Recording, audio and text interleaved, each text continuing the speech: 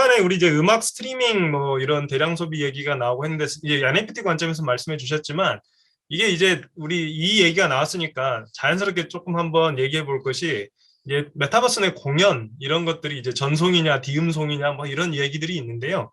예, 그래서 이제 그 부분에 대해서 저번 우리 2차 때 이 부분이 약간 논의가 됐었는데 그때 약간 우리 송도영 변호사님께서 발언 마무리 시간 부족으로 예, 다 전달을 못 하신 부분이 있으셨을 것 같아서 한번 좀 말씀을 부탁드리겠습니다.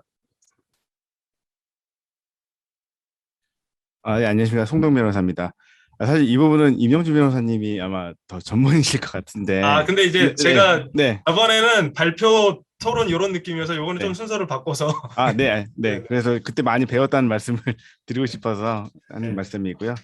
결국에는 지금 뭐 공연이라는 개념이 그동안은 이제 어떻게 보면은 실현 같은 거를 전제로 이제 그 밖에 권리들을 규정하고 있었는데 이 저작권법상 지금 정의들이 되게 다양하게 되어 있잖아요. 뭐 전송도 있고 디지털 음성 송신도 있고 뭐 방송도 있고 그러니까 결국에는 그거를 이제 동시 송출을 하고 뭐 수요에 따라서 방송할 거냐 기존 저희가 알고 있는 개념을 전제로 지금 정의가 되어 있는데 메타버스 플랫폼에서의 공연 같은 경우에는 기본적으로 이제 수요자가 이제 접속을 해서 자신이 이제 요청을 할 때 이제 송신이 되고 등등 하니까 이런 개념들 생각해 보면 뭐 디지털 음성 송신 개념 물론 이제 앞으로 그 임영주 변호사님 말씀하신 것처럼 음성만 가는 게 아니니까 디지털 송신 개념으로 좀 변화는 돼야 될 것 같긴 한데 지금 있는 범위 내에서는 디지털 음성 송신에 가장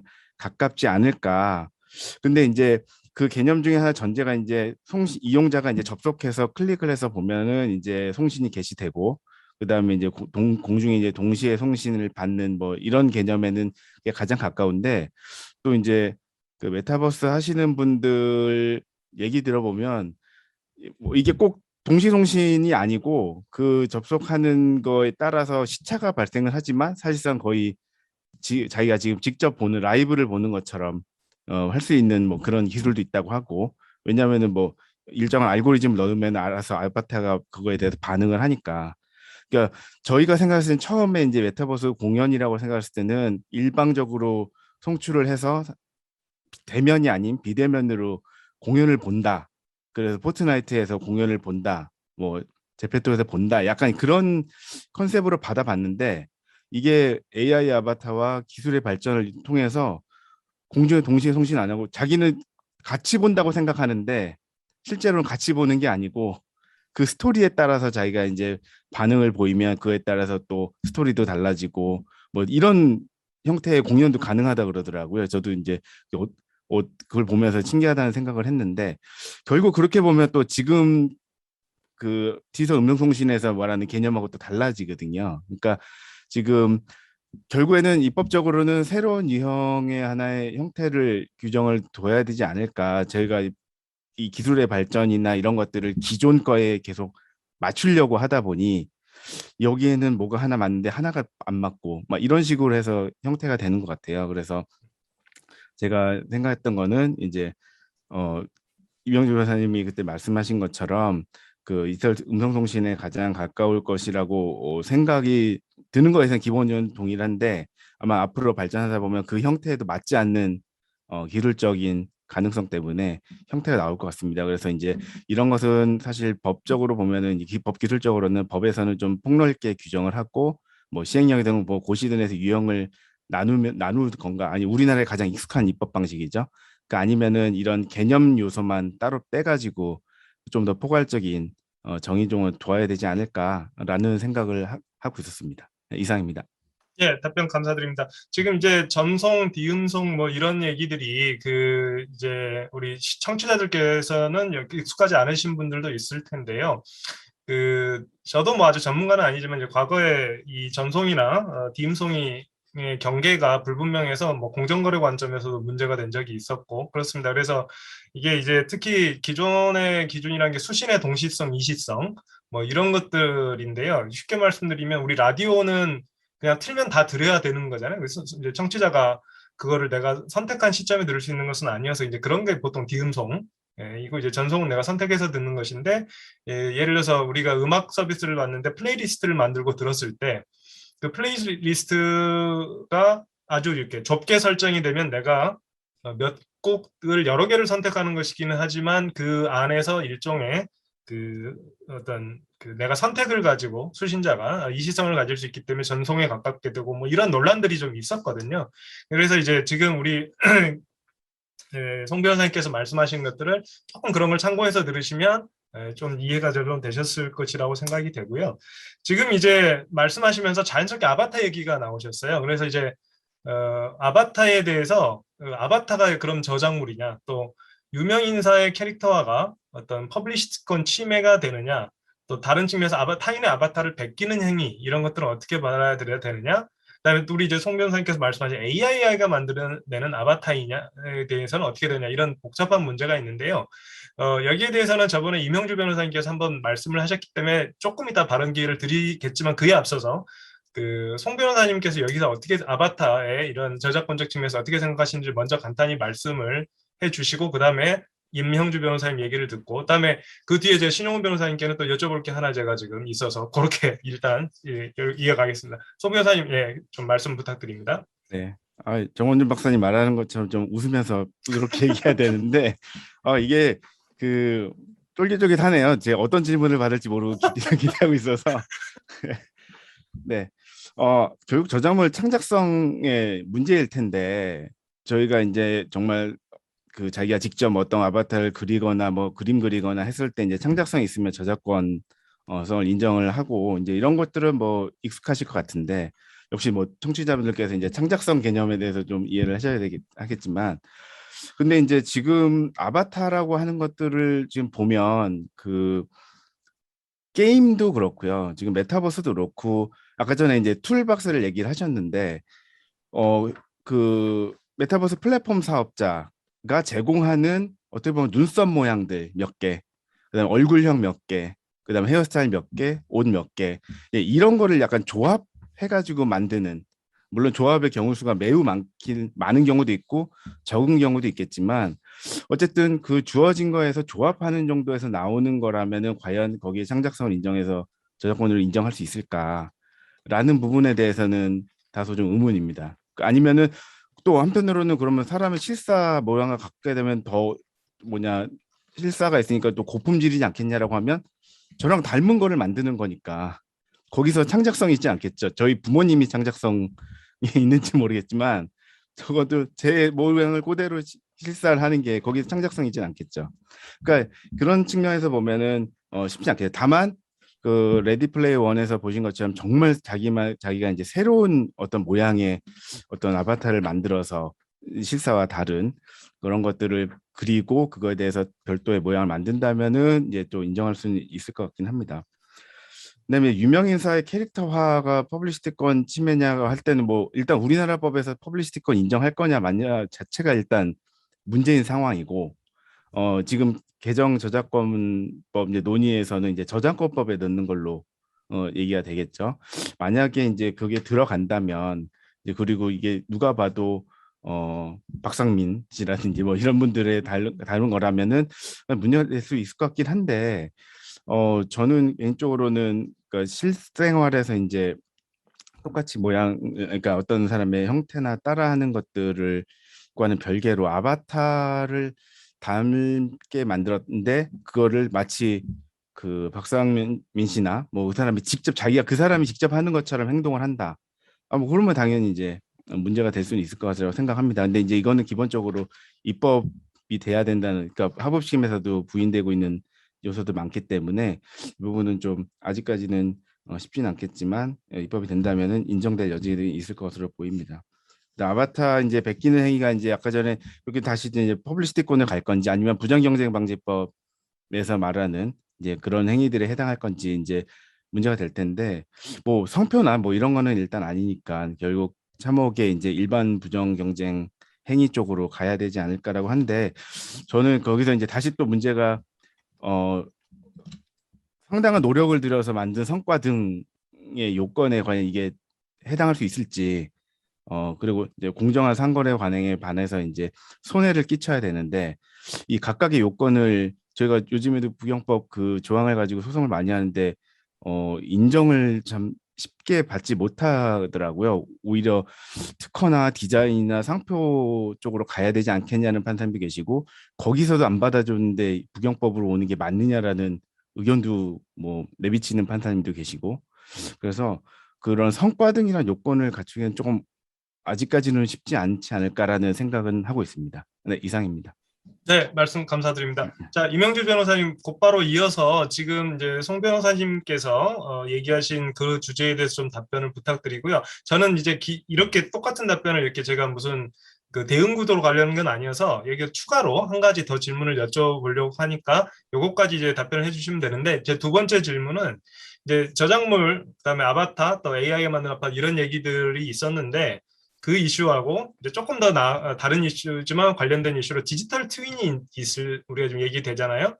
그러면 디지털 트윈과 관련해서 메타버스에서 저작물을 이렇게 구현할 때 당장 실무적으로 유의해야 될 점이 뭘까? 어떤 실무적인 대처 방안. 그다음에 또 한편으로는 입법적인 대처 방안. 이 부분에 대해서도 같이 임 변호사님께서 답변을 해주시면 감사하겠습니다. 네.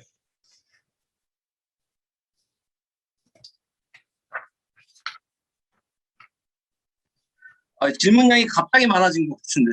제가 자세히 들어보시면 다 두 개씩 질문 드렸어요. 그래요? 예. 한꺼번에 질문하는 것 같은 느낌적인 느낌이 드는데. 이게 너무 같은 질문이 포맷이면 재미가 뭔지도 모르겠어요. 너무 없으니까. 많아서 지금.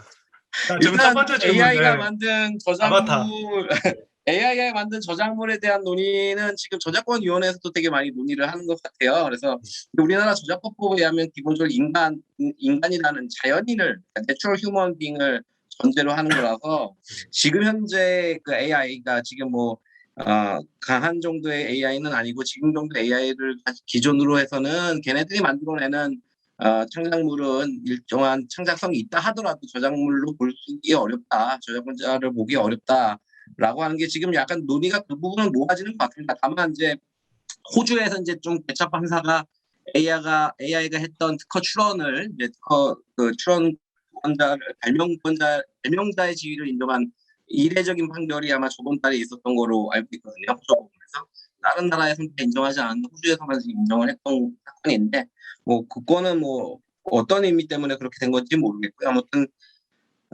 그런 논의가 있다. 그리고 저는 이제 AI가 만든 저작권의 문제가 이렇게 권리성만 좀 너무 사람들이 포커스를 맞춰서 얘기를 하는 것 같은데 그러면 그런 지금 AI가 만든 창작물의 저작물성을 인정한다는 권리를 준다면 AI가 뭔가 하는 것에 대해서 의무나 법적 책임을 주는 것도 같이 논의가 돼야 되는 거거든요.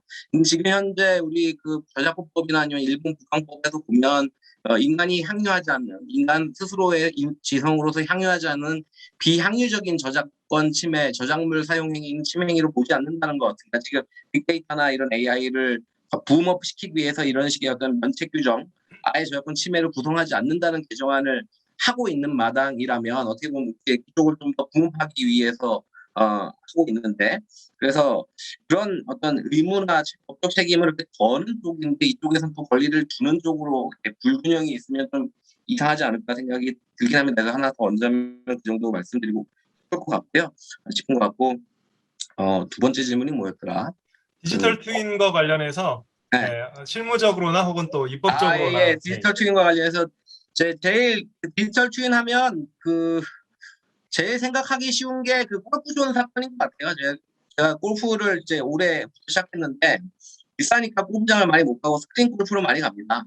근데 스크린 골프 가면 한 3, 4홀까지 치다가 오비 많이 나오면 그냥 중간에 치고 싶어요. 근데 그거를 돈을 다 돌려주진 않아요. 보면 한번 해보셨어요? 보면 뭐 얼마나 한 50% 정도 뜁니다 거의. 예. 왜 그러냐면 제가 자율 CC에서 많이 쓰는데 자율 CC가 그 그린하고 그 코스가 제일 쉬워갖고 많이 치는데 걔네들한테 돈을 내야 되거든요. 라이센스를. 이 골프장에 대해서도 저작권성을 인정한다는 게 우리나라 확립된 판례 입장이기 때문에 이거에 대해서 저작권을 내야 되는 거죠. 일종의 2차적 저작물 작성권이죠. 그러니까 그 골프장이 현실 세계에서 구현하는 거는 그대로 구현하는 복제권 침해가 되겠지만 이걸 온라인 세계에서 구현하면 이건 2차 작성물 작성권이 되는데 그거에 대한 이제 그 허락의 대가로 골프장 내지는 이 골프장을 설계한 저작권자한테 저작료를 줘야 되는 것인데 이게 이제 디지털 트윈이라고 생각하시면 될 것 같아요. 이미 오프라인에 우리가 탱저블하게 보여져 있는 이 분자 단위의 어떤 물질이라는 것을 정보로 바꾸는 거잖아요. 물질을 온라인 세상의 정보로 바꾸는 것이 디지털 트윈이고 그 가장 그 몸으로 와닿는 게 스크린 골프가 아닐까 생각합니다. 결국엔 제일 중요한 문제는 저작권이지 않나 생각을 해요. 왜냐하면 특허나 상표나 디자인은 기본적으로 법적 체계가 오프라인에서의 창작이나 오프라인에서의 실시 행위를 규제하는 것, 정확하게 말하면 규제한다기보다는 오프라인에서의 그런 기술이 공개되는 것을 유도하기 위해서 독점력을 주는 것이 특허 디자인 상품의 기본적인 그 법적 취지이기 때문에 그것하고 전혀 다르게 어떤 창작물을 보호한다거나 아니면 창작물을 무단으로 이렇게 이용하는 것을 제어한다거나라는 것은 어떻게 보면 저작권 내지는 부정경쟁방지법이 더 중요한 그 이슈이지 않을까 생각합니다. 네, 두 번째 질문이 그거였죠. 네, 네, 답변 감사드립니다. 네. 예, 저는 약간 가끔 그런 생각할 때가 있어요. 그러니까 이제 골프장 사건, 그 경우가 이제 뭐 저도 잘은 모르지만 건축 저작물이냐 뭐 이런 논란도 있었고 또 부경법상의 그런 논란도 있었고 저도 뭐 판결문을 한번 읽어보긴 했습니다. 근데 이제 전혀 그와 별개로 예를 들어서 저 같은 경우에는 이제 연구실에 옛날 제 사무실 율촌에서 제 사무실 와셨던 분들은 아실 텐데 제가 나름대로 책을 정리하는 순서가 있어요. 네, 근데 이제 보통 그런 것들은 다 모르시잖아요. 근데 지금 뭐 제가 이제 줌 회의를 많이 하다 보면 제 뒤에 책장이 계속 나오니까 누가 자세히 보진 않으셨겠지만 누가 디지털 트윈을 구현하면서 제 연구실을 구현을 하고 거기서 제가 쓰고 있는 그 책 분류 방식을 그대로 갖다가 구현하면 왠지 기분이 나쁠 것 같긴 해요. 네. 그런데 엉뚱한 생각이 들 때도 있는데 과연 이게 IP 라이트로 보호받을 수 있을까? 그건 전혀 거의 가능하지는 않을 것 같은데 네, 그런 느낌이 들고요. 또 한 가지는 AI가 누가 나중에 제 모습을 가지고 캐릭터를 만들었다. 그러니까 예를 들어서 뭐 어떤 식으로 만들지는 모르겠지만 이제 여러 가지 누군가 디지털 환경을 현실에 가깝게 만들다 보면 우리 같이 줌 회의하는 사람들 그러면서 이제 교수 연구실이나 교수들의 태도나 몸짓이나 뭐 이런 것들을 누가 이렇게 캐치할 수 있잖아요. 네, 근데 그런 걸 가지고 캐릭터를 만들었는데 그 캐릭터가 제가 봤을 때 굉장히 마음에 안 든 거예요. 내 캐릭터인데 나를 갖고 만든 캐릭터인 건 분명하고 그러면 저는 그 AI에 대해서 사용 중지 명령을 한번 신청해 보고 싶어요.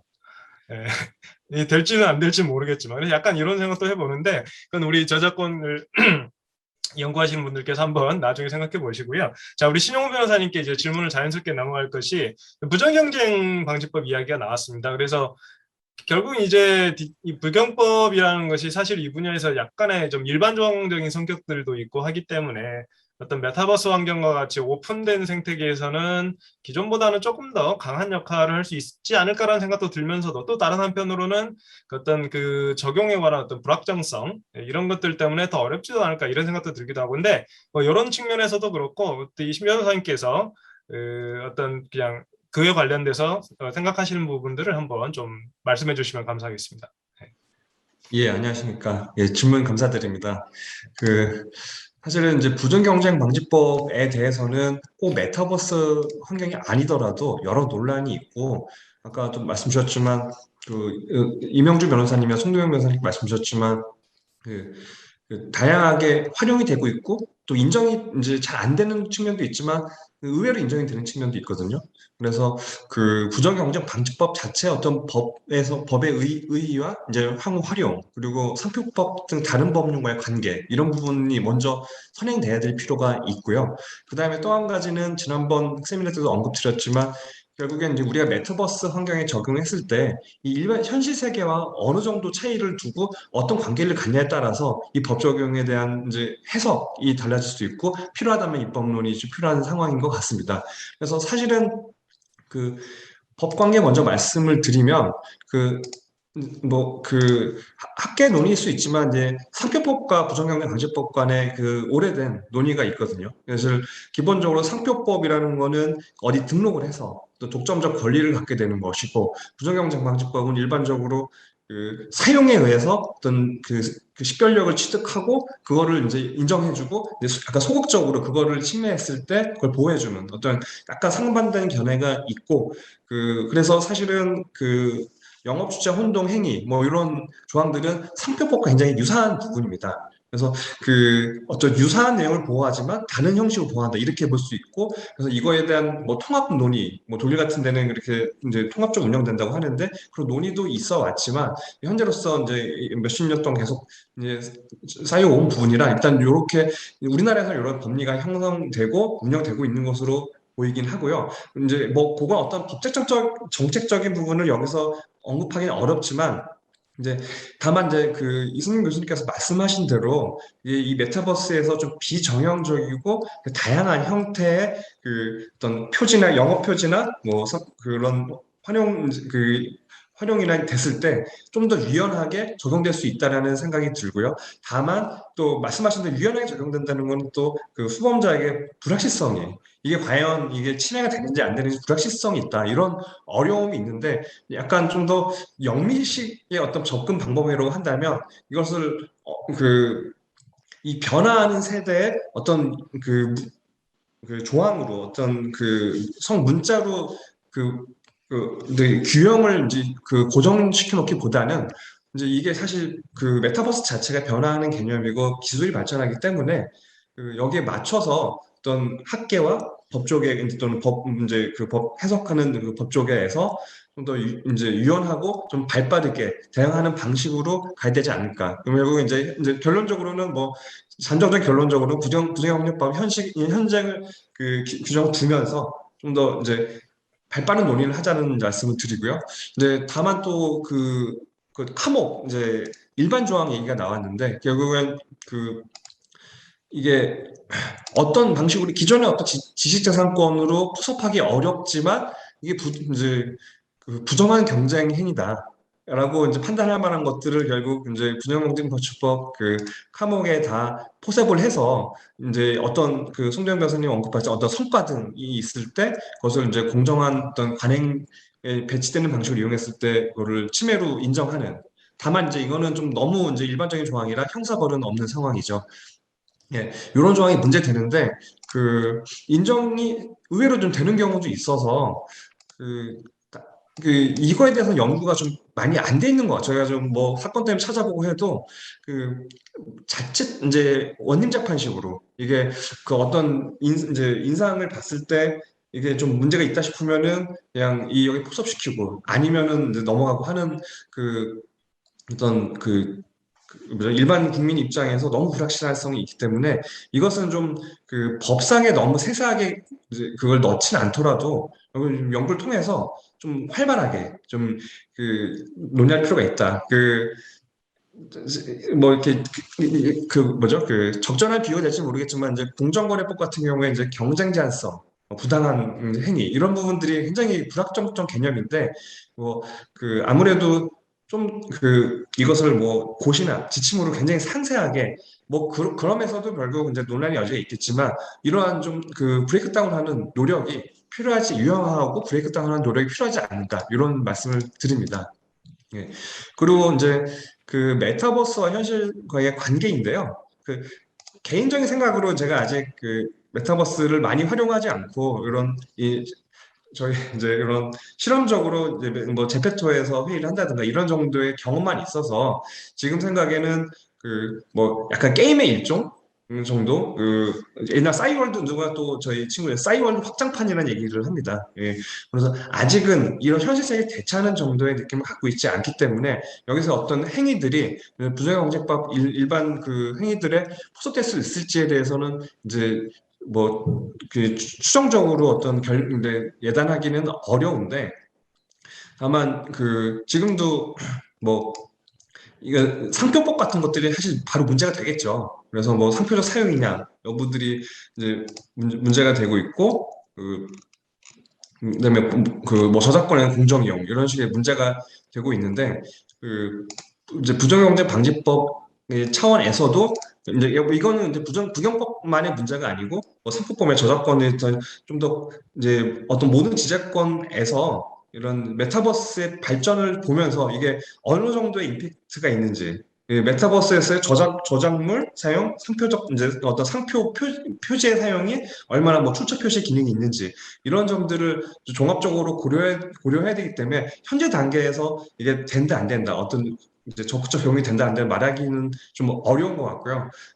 이제 아까 여러 그 문화란 박사님께서도 연구를 진행한다고 하시지만 아마도 좀 더 이 메타버스를 활발히 사용하시는 이제 10대, 20대 어떤 그 층에서의 인식조사가 결국 나중에 이런 그 뭐 출처 표시 혼동 행위 등의 어떤 그 기준이 될 수 있다. 실제 법원에서 만약에 그 분쟁이 생긴다면 그런 부분들이 적용 침해 여부, 뭐 적용 여부 등의 어떤 일정한 기준이 될 수 있지 않을까 생각이 듭니다. 요 정도 말씀드리고 생각나는 대로 더 말씀드리겠습니다.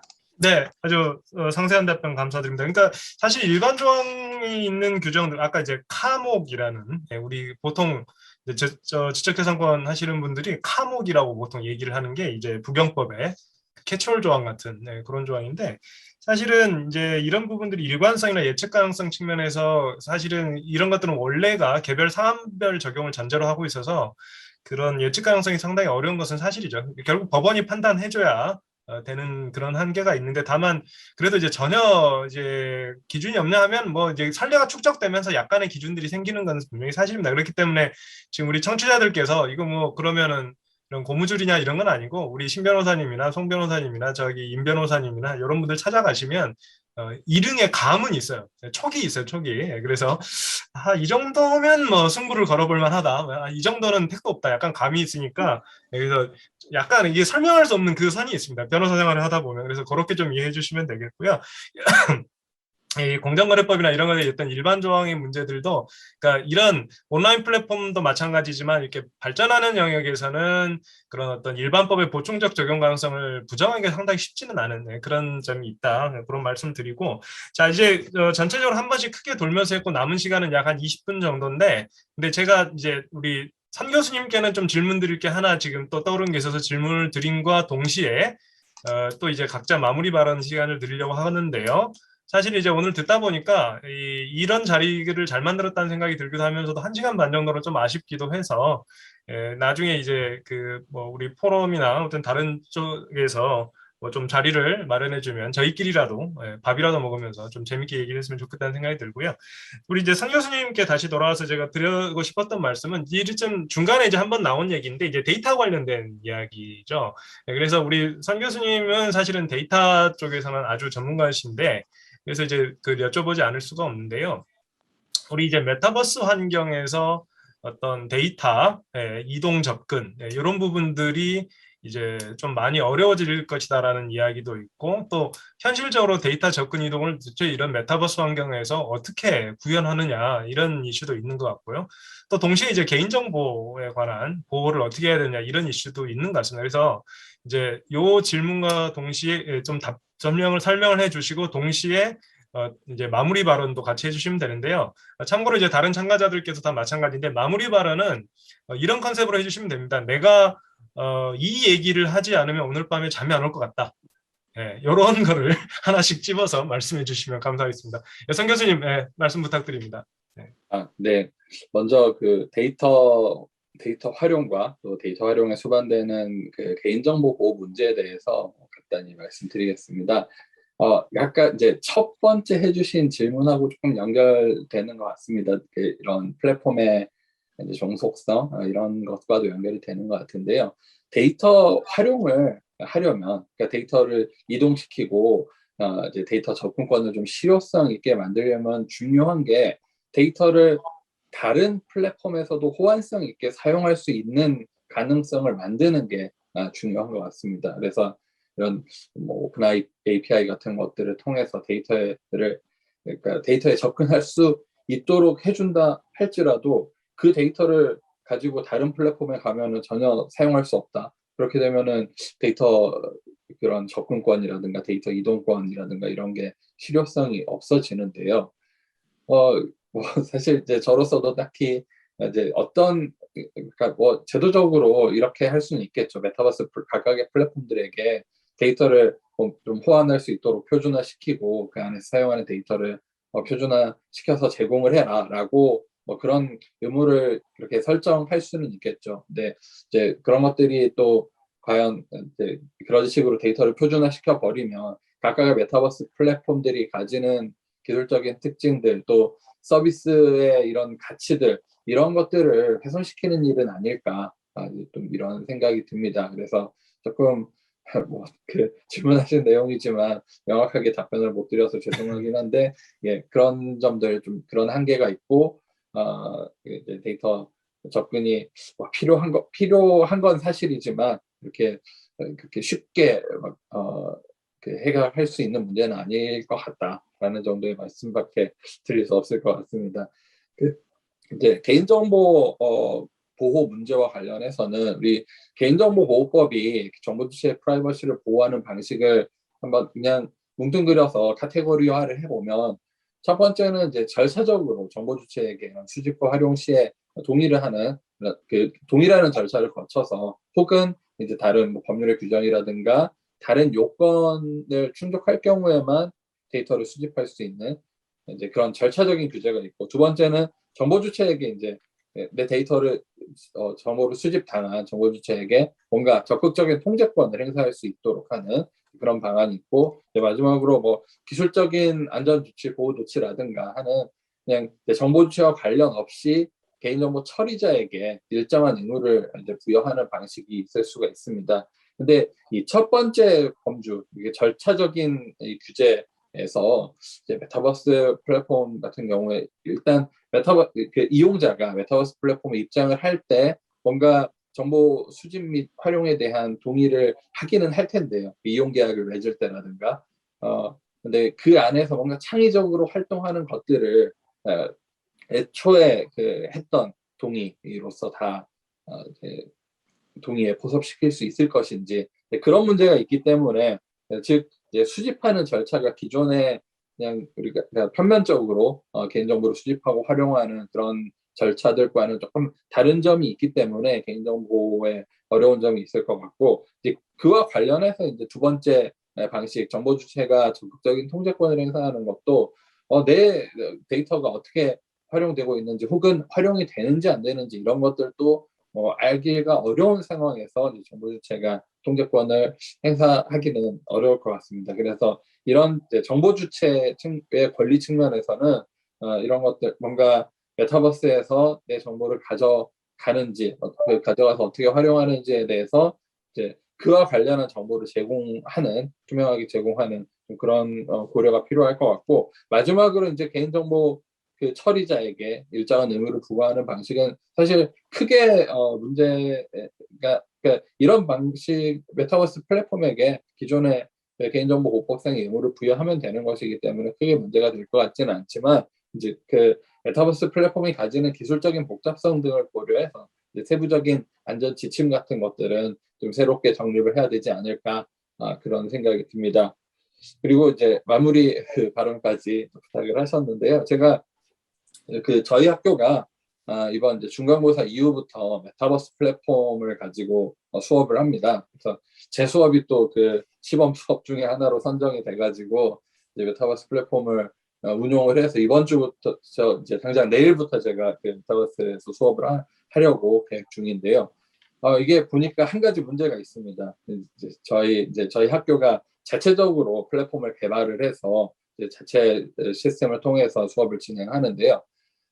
일부 이제 학생들의 경우에는 그 저희 학교가 제공하는 그 플랫폼을 그 학생들의 디바이스에서 사용할 수 없는 그런 문제점들이 있더라고요. 그래서 조금 이제 메타버스 그 앞에서도 그 문아람 박사님께서도 디바이스 문제 얘기를 하셨습니다만 메타버스 사용을 좀 이제 포용적으로 모든 사회 구성원들이 이런 기술 발전의 수혜를 입을 수 있도록 하기 위해서 그런 디바이스의 한계 문제 또 이런 접근성 문제 이런 것들도 생각해 봐야 되지 않을까 네, 이런 그냥 생각을 말씀드리면서 예, 저는 발언을 마치도록 하겠습니다. 감사합니다. 네, 발언 감사드립니다. 선 교수님께서는 이제 오늘 뭐 이런 자리를 통해서 다수의 특강 강사분을 확보하신 것 같습니다.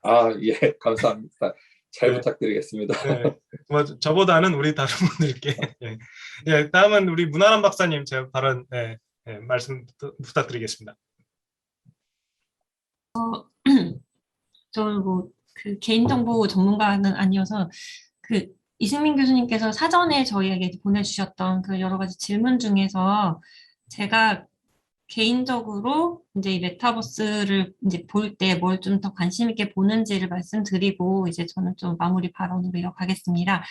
저는 이게 경제학을 전공을 하긴 했지만 약간 인구경제학 쪽을 좀 더 유심히 보고 있었어요. 그래서 아니면 최근이라기보다는 그 인공지능이라던가 아니면 뭐 여러 가지 뭐 지능정보 기술이 들어오면서 이렇게 변화하는 그런 노동의 변화에 대해서 좀 관심 있게 보고 있었고, 그 단순히 이 기술이라는 게 들어오면서 생기는 그런 노동의 생산성을 이렇게 향상시키거나 그런 측면도 있지만 이 메타버스라는 게 그럼 들어오면 이 노동을 일을 어떤 식으로 변화시킬까를 보다 보니 거기서 가장 이제 두 가지를 볼 수 있는 게 새로운 직업, 뭐 예를 들어서 크리에이터가 뭐 직업이 된다거나 이런 식으로도 보지만 결국에는 그 자동화가 계속해서 좀 가속하고 있는 그 일의 개념 자체를 많이 바꾸는 게 메타버스를 통해서 좀 더 이렇게 가속화되지 않을까라는 그런 좀 생각이 개인적으로는 있었습니다. 그런 점 때문에 제가 뭐 페이스북이나 그 MS에서 이제 만들고 있는 그 가상 오피스 개념이라던가 디바이스를 활용한 그런 좀 개념을 좀 많이 좀 들여다보고 있는데요. 그 이제 자동화나 아니면 비대면화가 동시에 이제 가능하게 된 게 어떻게 보면 메타버스 플랫폼이 제공하는 그 업무 공간이라는 생각이 들었습니다. 그래서 노동이라는 게 지금은 저희가 어느 한 기업 아니면 한 회사에 이렇게 고용이 돼서 이렇게 일을 이렇게 하고 있어서 거기에서 오는 인적으로 저희가 종속이 되다 보니 거기에서 오는 안정성도 보장을 받게 됐는데 최근에는 이 일이라는 개념이 업무 단위로 이렇게 쪼개져서 가게 되어서 일을 어떻게 보면 고용 관계가 종속된다기보다는 업무 단위로 이렇게 계약을 하게 되는 단발적으로 그런 현상이 원래 있었는데 이게 메타버스라는 가상 공간도 그런 식으로 활용도가 높아지면 오히려 업무 단위의 계약 자체가 굉장히 활성화돼서 이게 자유도가 굉장히 높고 또 그 고용인으로서의 가진 그 자율성도 굉장히 높고 거기에서 오는 장점도 많겠지만 단점이라고 하면 그동안 저희가 정말 한 100여 년에 걸쳐서 굉장히 그 인적 종속의 기반으로 해서 잘 만들어진 그런 고용 안정에 관련된 그런 정책들 있죠. 이제 뭐 근로기준법이라든가 아니면 뭐 노동 상권을 보장하기 위한 그런 제도들이 좀 많이 좀 변화가 필요한 그런 시점이 아닌가라는 생각이 들었습니다. 이게 이제 우리나라에서도 이제 플랫폼 노동 때문에 라도 굉장히 많이 중점적으로 많이들 이제 관심을 갖고 어떤 식으로 좀 제도를 개편을 해면 좋을지에 대해서 고민도 많이 하고 있고 이게 당장 뭔가 이렇게 제도를 확 뭐 바꿀 수는 없겠지만 제도 개편을 위해서 어느 정도의 그 데이터가 존재를 하는지를 또 많이 확보를 하고 있는 그런 시점인 것 같습니다. 이렇게 말씀드린 대로 일이 업무로 바뀌다 보니까 업무 단위로 고용 계약이 발생하는 그런 것에 대해서는 사람들이 몇 시간이나 그 일에 근무를 하고 있고 거기서 나오는 임금이 얼마인지 사실은 측정하기가 굉장히 좀 어려운 측면이 있어서 최근에 통계청에서도 아마 올해부터 경제활동 인구조사에서 잠깐 부가조사로 해서 그 종속 계약자라고 해서 그간에 있었던 이런 좀 비정형 노동을 어떤 식으로 좀 통계치로 좀 잡아보고 하는 그 노력들이 좀 하고 있어서요. 그래서 그런 게 좀 보이면은 이런 근로자의 어떻게 보면 또 노동의 좀 근로자성을 재정의하는 그런 이슈들도 좀 많이 이제 논의가 될 텐데 메타버스에서 발생하는 그런 근무도 사실 이렇게 데이터로 굉장히 보이기 때문에 몇 시간을 일하는지 아니면 거기 성과가 어떻게 나오는지 이렇게 좀 기록이 된다는 점을 보면은 저희가 좀 이제 쌓여가는 데이터를 보고 이 데이터를 가지고 이제 앞으로 뭐 근로복지라던가 이쪽에서도 많이 좀 개편이 좀 일어나는데 많이 도움이 되지 않을까라는 생각이 들고 또 새로운 또 고용의 형태라기보다는 그러니까 안정적인 직업 안정적 일자리 아니면 일거리 뭐 이런 식으로도 메타버스가 좀 긍정적으로 좀 활용되기를 좀 희망하고 있습니다. 뭐 마무리 발언은 사실 이 얘기를 되게 하고 싶었던 건데 그 오늘 저희 이 포럼 하면서 초기에 이제 이승민 교수님이 저희 약간 알쓸 신잡 같은 그런 컨셉이다라고 말씀하셨는데 그 알쓸 신잡 2가 이제 알쓸 범잡이라 그래서 약간 범죄학 관련해서 했었거든요. 근데 여기 이제 구성을 보니까 전부 다 이제 법제 쪽이고 저만 약간 이런 좀 배경이 있다 보니 제가 약간 오늘 약간 장항준 감독님의 그런 캐릭터를 맡았어야 되는데 그만큼의 재미를 좀 드리지 못해서 좀 아쉬운 면이 있고 다음에도 이런 자리가 있으면은 또 계속해서 논의하면 좋을 것 같다는 생각이 들었습니다. 네, 감사합니다. 예, 감사합니다. 예, 충분히 흥미로운 이야기를 많이 해주셨고요. 플랫폼 노동 상당히 어려운 이슈인데, 그래서 결국은 이제 면밀한 실태 조사와 데이터의 축적, 이런 것들이 중요하다는 점도 저도 공감하고 있고요. 나중에 한번 깊이 있게 논의할 수 있는 자리가 있었으면 좋겠습니다. 다음 우리 이준희 변호사님 한번 마무리 발언 부탁드립니다. 네, 다들 좋은 말씀 많이 잘 해주셔가지고 많이 또 배웠고요. 뭐 알뜰 시점 말씀하셨는데 그냥 좀 더 재밌게 다음번에는 맥주를 넣고 음주 라방을 하시는 걸로 하면 어떨까? 더 재밌지 않을까? 그래서 유튜브에 짜일 수 있을 것 같고 농담이었고 하여튼 계속 저희가 좋은 말씀 많이 나눠서 좀 더 저희가 선도적으로 그림을 그려나가는 데 도움이 될 수 있는 다양한 논의를 했으면 좋겠습니다. 이상입니다. 네, 발언 감사드립니다. 다음 우리 정원준 박사님 부탁드립니다. 네.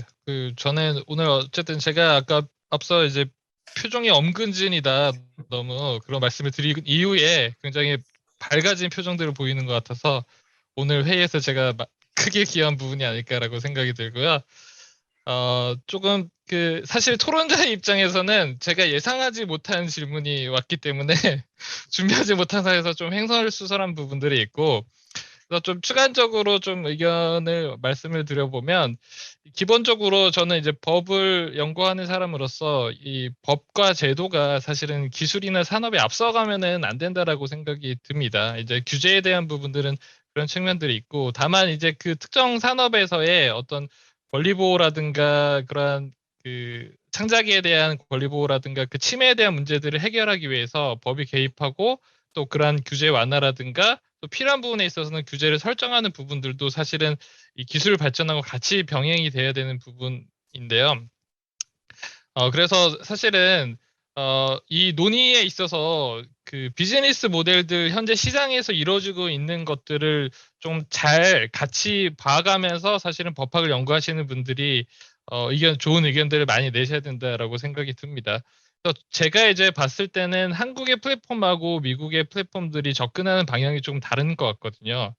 한국의 플랫폼들은 사실은 굉장히 대기업의 어떤 공급자 중심의 콘텐츠들을 제공하는 형태로 조금 더 초점이 가 있는 것 같습니다. 그러다 보니까 사실 오늘 우리가 논의했던 뭐 저작권, 상표에 대한 문제라든가 이런 것들이 사실 국내 플랫폼에서는 별도로 보이지 않는 것 같아요. 왜냐하면 기본적으로 기업들과 협업을 하는 형태라든가 이런 식의 이벤트들을 진행을 하기 때문에 그러한 부분에서 조금 거리가 있다라고 생각이 들어지고 미국의 경우를 보면 마인크래프트라든가 로블록스 같은 경우 보면 이 철저하게 자유도를 확장시키는 데 지금 초점을 두고 있거든요.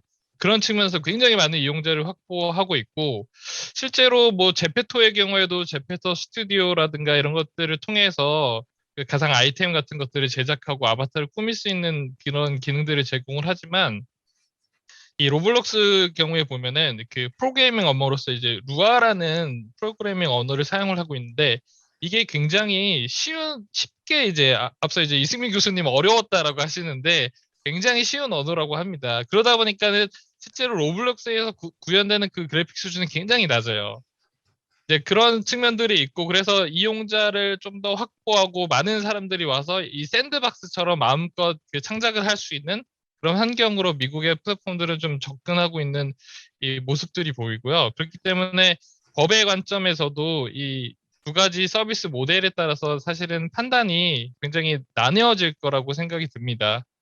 그래서 보면 저는 이제 기본적으로는 앞서도 언급이 된 쟁점들이지만 이 메타버스라는 세계를 혹은 공간을 구현을 하는 데 있어서 여러 가지 재료들이 소스들이 쓰이다 보니까 거기에는 분명히 이 저작권을 갖고 있는 저작물들이 포함이 될 거기 때문에 이러한 행위들을 이 작성하는 행위에 있어서 결국은 침해 문제를 어떻게 해결할 거냐 혹은 이러한 재료들을 어떻게 저작권 문제와 별도의 그런 재료 콘텐츠 같은 것들을 제공할 것이냐 하는 부분들이 이 메타버스 구현에 있어서 가장 현실적인 현재 이제 구축을 하고 있는 단계이기 때문에 현실적인 문제가 아닐까라고 생각이 들고요. 그렇게 봤을 때 사실 이 전달하고 전송하는 행위, 이제 복제, 전송, 공중송신 이런 행위들이 이루어지게 되는데 이런 부분들은 기존의 온라인 환경과 유사하게 접목이 어느 정도 가능하지 않을까라는 생각이 들고 앞서 뭐 이제 메타버스 공연 말씀도 주셨는데 사실 이런 그 밖의 행위들을 규율하기 위해 우리가 공중송신 행위를 또 규율을 해놨거든요. 그래서 그러한 것들을 통해서 물론 해석상의 문제들은 발생할 수 있겠지만 어느 정도 해결이 된다라고 하면 이런 그 어떤 공간을 작성하는 부분에 있어서의 법적인 문제들을 해결하는 게 앞으로 중요한 이 관건이 되지 않을까라고 생각이 들고요. 그 관점에서 보면은 아까도 이제 토론을 했던 그런 부정경쟁 방지법이 사실은 권리화되지 않은 창작물의 경우에도 부경법을 통해서 보호를 받을 수 있기 때문에 그런 측면에서 아마 부경법에 관한 연구들이 메타버스와 관련해서 조금 더 중요해질 것 같고 또 구체적인 사례에 있어서의 해석론들을 조금 정립할 필요가 있을 것 같습니다. 네, 이상입니다. 네, 말씀 감사드립니다. 원래 이 학교에서 여기 계신 분들은 되게 이제 학교에서 아주 문제아들은 아니셨을 것 같은데 그런 사람들 특징이 시키면 잘해요. 웃으라고 하니까 다 웃고 네, 그렇습니다. 네, 그리고 우리 이제 사실 제가 질문을 이렇게 사전에 드리면서 누구누구 특정을 안 한 거는 예측하기가 좀 어렵고 그런 면도 있지만 뭐 그냥 이렇게 좀 다들 이렇게 좀 더 집중되는 그런 측면도 있어서 그런데 그럼에도 불구하고 다들 답변을 잘해주셔서 아까 말씀 뭐 횡설수설하셨다고 하시지만 다들 답변을 잘해주셨고요. 그래서 아마 다들 그 분야에 대해서 전문성이라는 것이 이런 데서 드러난다고 생각을 하고요. 예, 다음은 우리 송동 변호사님 마무리 발언 부탁드립니다. 네, 항상 이런 순서에선 뒤로 갈수록 불리해서 그래도 중간에 기회를 주셔서 감사하다는 말씀을 드리고요. 저는 문화란 박사님이 말씀해주신 그 노동권이나 인권 관련된 부분에 대해서 적극 공감하고요.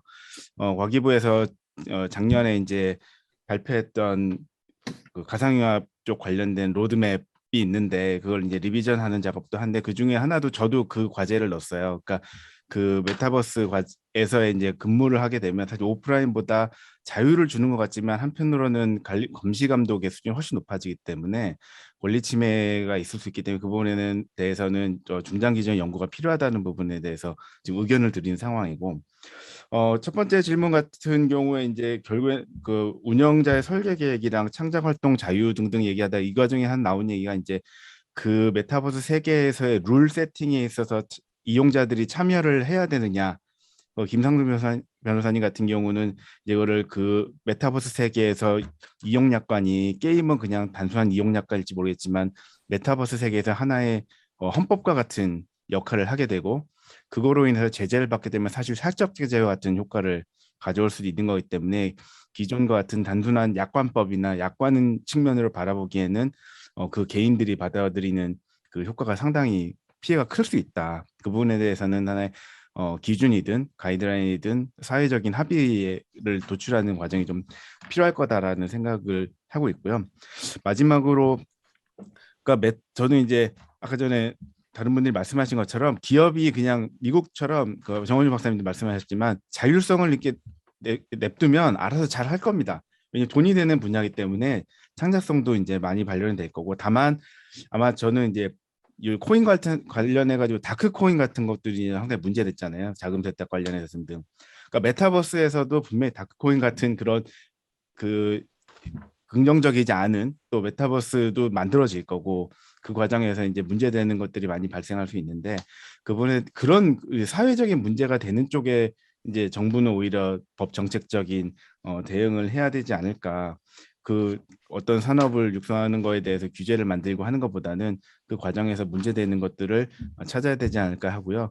마지막으로는 제가 이제 법무관 때였나? 15대였던 것 같긴 한데 그 당시 한참 그 저작권 침해를 이유로 법무법인들이 그 대학생이나 뭐 초등학생, 중학생한테까지 그냥 쫙 공문 보내가지고 100만 원, 50만 원에 합의하고 막 그랬던 적이 있었거든요. 그러다가 이제 그 검찰에 이제 뭐 저작권 위반으로 하도 많이 들어와서 이제 그런 초범이거나 뭐 비영리인 경우나 뭐 등등 하는 경우에는 그냥 각하 처분하는 걸로 대검찰청에서 이제 지침을 마련해서 해결했던 적이 있어요. 메타버스에서 똑같은 문제가 발생할 거라 봅니다. 분명히 거기서 이제 저작권 침해나 각종 상표 이슈들이 막 이제 지금은 문제는 없을지 모르겠지만 그게 막 보편화되고 나면 이제 분명히 권리자들이 뭐 트롤도 있을 거고 아니면 저작권자를 대리하는 뭐 법조인이든 뭐 로펌이든 등등이 그 안에서 분쟁이 엄청 많이 생길 거라고 이제 예상이 되거든요. 이제 그런 거에 대비해서 이제 뭐 법으로든 아니면 정책적으로든 대비를 하고 있어야 된다. 지금 어떤 형태로 문제가 될 건지는 아직 예측하지 못한 측면도 있지만 정부는 어떤 산업을 뭐 그냥 뭐 오픈 플랫폼을 만들어서 오픈 소스를 막 공개하는 그런 쪽에 집중하다기보다는 그건 알아서 민간에서 해결해야 될 문제고 이제 그런 사회적인 문제점들이 생길 수 있는 부분에 대해서 연구를 미리 하고 그거에 대해서 법으로나 정책적인 대응 방안을 지금부터 마련하는 게 좀 필요한 단계가 아닐까라고 생각합니다. 감사합니다. 예, 좋은 발언 감사드립니다. 저도 이렇게 좀 첨언할 것들이 몇 가지 생각이 났지만 이제 시간이 부족해서 그리고 오늘 모든 걸 다 쏟아내면 또 우리가 없어 보이잖아요. 네, 청취자들 입장에서 뭔가 좀 있어 보이려면 발언을 제가 좀 줄이고 다음 우리 임형주 변호사님 말씀 부탁드리겠습니다.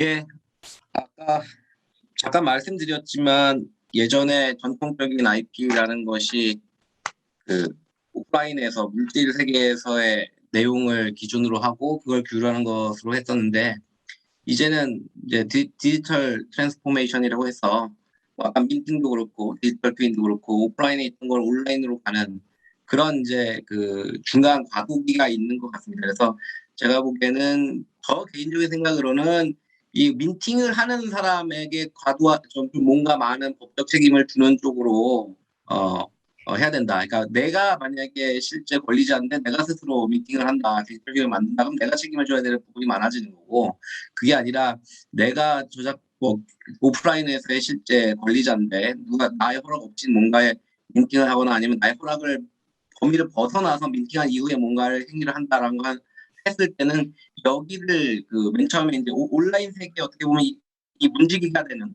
이런 쪽을 그 원칙적으로 좀 차단해야지 그 이후의 부분은 사실은 약간 거래 안정도 있고 그 이후에는 어떻게 이게 됐는지는 온라인 세계에서는 파악이 거의 불가능할 것 같거든요. 그래서 그 부분 제도가 좀 집중적으로 마련되면 좋겠다라는 생각이 들었고요.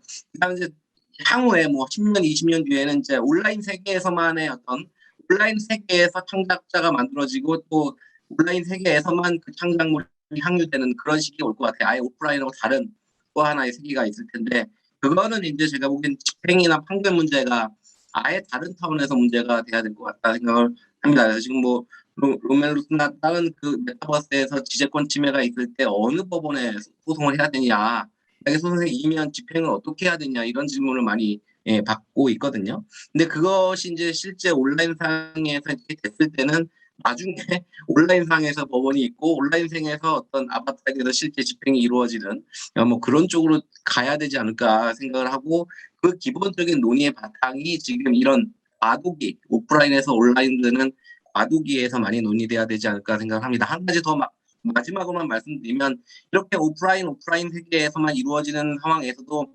지식재산권이라는 건 이 인간의 머릿속에 있는 아이디어나 표현의 것이기 때문에 이게 어느 곳에서나 이루어질 수 있거든요. 그래서 특허나 디자인 이런 것들이 다 속기주의를 취함에도 불구하고 파리 조약이나 베른 협약처럼 전 세계의 어떤 그 컨센서스를 가지고 같은 통일적인 규율을 한다거나 통일적인 내용의 규범을 가지고 있는데 온라인은 앞으로 더더욱 그럴 것 같습니다. 지금 뭐 저작권 같은 경우도 베른 협약이 있긴 하지만 이런 온라인상에서의 어떤 지재권 침해를 좀 같이 전 세계적으로 같이 이렇게 대응하기 위해 특히 뭐 중국 같은 경우는 뭐 아예 대놓고 해버리는 경우도 많으니까 그래서 그런 것들 하기 위해서 좀 국제적으로 이런 이쪽 관련 있는 분들이 더 논의를 해서 뭐 협약을 만들든 아니면 뭐 조그만 어떤 뭐 기구를 만들든 이런 것들이 좀 더 필요하지 않을까. 또 글로벌하게 얘기해야지 가슴이 웅장해지니까 여기까지 말씀드리겠습니다. 네, 말씀 감사드립니다. 저도 메타버스 연구하면서 온라인 법정이 뭐 일정 기간 내에 현실화되지 않을까라는 생각을 조금 했었는데요. 예, 마지막으로 우리 신용 변호사님 말씀 부탁드리겠습니다. 예, 좀 저도 막상 보니 스크린 해보니 표정이 많이 어두웠던 것 같습니다. 특히 이제 어떤 질문을 받을지 몰라가지고 두려움을 죄송합니다. 아닙니다. 그 다음번엔 메타버스 플랫폼에서 논의를 하면 이런 그 표정들은 좀 더 밝지 않을까 이런 생각이 들었습니다. 그리고 최근에 보면은 거의 만물의 메타버스화라고 할 정도로 이제 여러 이슈들을 다 빨아들이는데 사실은 기존의 이제 ICT나 플랫폼 관련 이슈들이 이제 확장되는 형태로 보이고요. 이제 논의에 저희 많이 말씀 주셨지만 논의의 출발점인 것 같고요. 그다음에 아까도 언급드렸지만 결국은 현실 세계를 얼마나 대체하는지에 따라서 우리가 여러 판단이나 해석이나 입법이 이제 결정되어야 될 것 같습니다. 그래서 뭐 이제 원래 주신 질문 중에 크게 언급되지 않았지만 이제 개인정보가 크게 이슈가 됐는데 이게 기존 그 메타버스에서의 정보가 현실 세계의 그 정보 주체를 얼마나 식별할 수 있는지 이런 점의 관건이 돼서 이제 향후에 어떤 문제들이 좀 발생하지 않을까 싶고 그다음에 우리가 흔히 생체 정보 특히 이제 헤드 마운트 디스플레이 같은 경우에는 생체 정보를 이제 수집하는데 민간 정보에 해당해서 이런 것들이 정보 주체의 동의를 무조건 받아야 되는데 그런 거 제대로 되는지 이제 침해 여부들이 문제가 될 수 있을 것 같은 생각이 들고요. 그다음에 우리가 사실은 흔히들 그 메타버스 업계에서는 이게 게임으로 이제 법상 게임으로 인정되지 않는 게 좋겠다라고 말을 많이 합니다. 사실은 근데 그 본질은 게임에 가깝거든요. 사람이 또 거의 안에 유의를 이제 즐기기 때문에 이런 것들은 이제 기존의 게임 규제가 이제 굉장히 엄격하기 때문인데 이런 것들에 대한 것들도 같이 좀 논의가 될 필요가 있을 것 같고요. 이명주 변호사님께서 결국은 이제 그 글로벌 국제성 말씀 주셨는데 이게 이제 탈국경성에 대한 부분들은 모든 플랫폼에서도 얘기가 되지만 이건 현실 세계 대체 가능성이기 때문에 더 큰 문제가 될 것 같고요. 우리가 최근에 디지털세 같은 이제 합의가 있었지만 결국에는 이제 국제 공조고 이게 각 국가가 이해관계가 좀 맞아야 되는데 이런 거 지켜보면서 우리나라도 이제 그것에서 일조를 할 수 있으면 좋겠다, 의견을 냈으면 좋겠다 이런 생각 말씀드리면서 마치겠습니다. 감사합니다. 네, 감사합니다. 우리 신 변호사님께 제가 마지막 순서로 부탁을 드렸더니 제가 그런 말씀을 드리지 않았음에도 불구하고 스스로 시간에 조금 쫓기셨던 것 같아서 제가 좀 죄송스러운 말씀을 드리고요.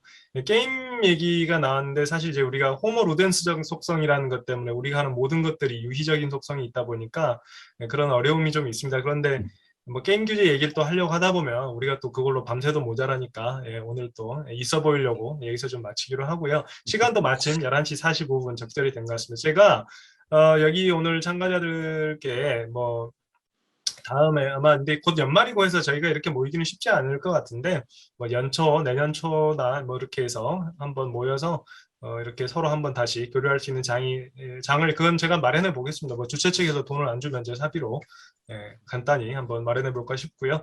예, 그러면 오늘 참석해 주셔서 대단히 감사하고요. 오늘 청취자들께서 별도의 특별한 질문은 없었기 때문에 여기서 마쳐도 될 것 같습니다.